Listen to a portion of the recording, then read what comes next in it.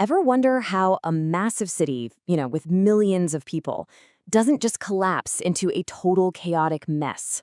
Well, it's definitely not by accident.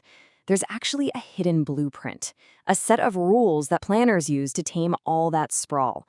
And today, we're going to pull back the curtain and see exactly how it works. Okay, so to really get the solution, we've got to understand the problem first, right? And the problem is uncontrolled growth. I mean, think about a city like it's a living thing.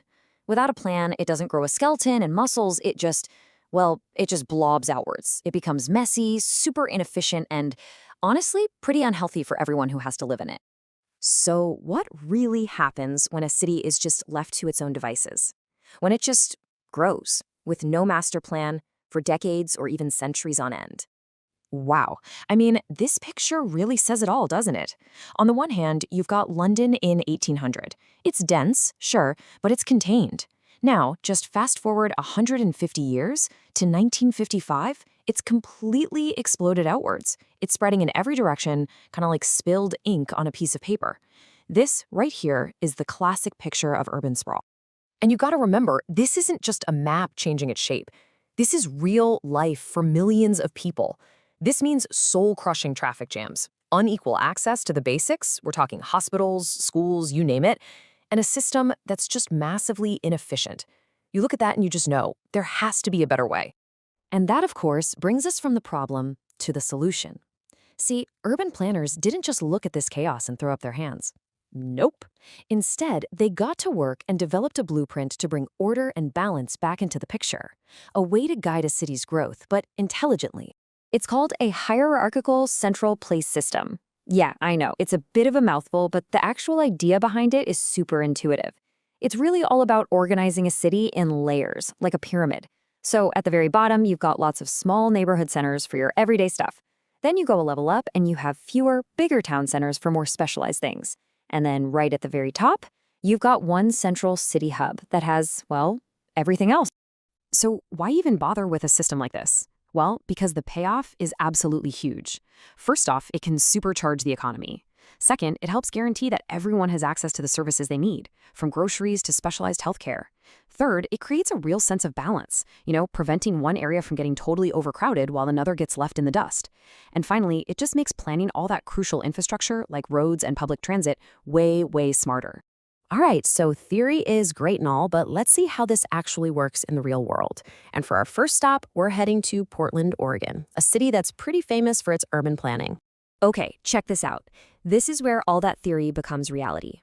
On the left, you're looking at the actual map of Portland with its 32 designated urban centers. Now look over to the right. See that? That's the exact pyramid model we were just talking about. It visually lays out the whole hierarchy, from all those little neighborhood centers at the bottom, all the way up to the dense central city at the top. And here's a look at the actual numbers behind that model. So Portland has 21 of those small neighborhood centers, and each one serves about 2,500 households. You take a step up, and you've got 9 bigger town centers. And then at the very top, there's the one main city center that serves the entire region. And here's a cool detail. Notice how even the building heights scale up with how important each center is? This is a system with really clear, defined rules. So what's the end game with all this planning? It's actually something really simple and very human. It's about freeing people from needing a car for every single little thing. By putting services and jobs into these walkable, transit-friendly hubs, life just gets easier, more convenient, and more accessible for everybody. Okay, that's Portland. But what happens when you're dealing with a true, honest-to-goodness megacity?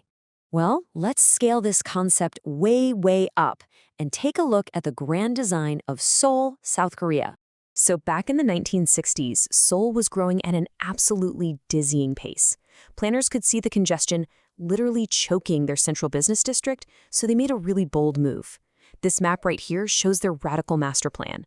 Instead of just letting the city center collapse under all that pressure, they decided to intentionally build brand new subcenters. They called them new towns, to decentralize the whole city and spread the load. And believe me, they were not thinking small. The first master plan called for 6 new towns, designed to house over 2.6 million people. And then just a few years later, they upped the ante to 7 new towns, targeting 3 million people.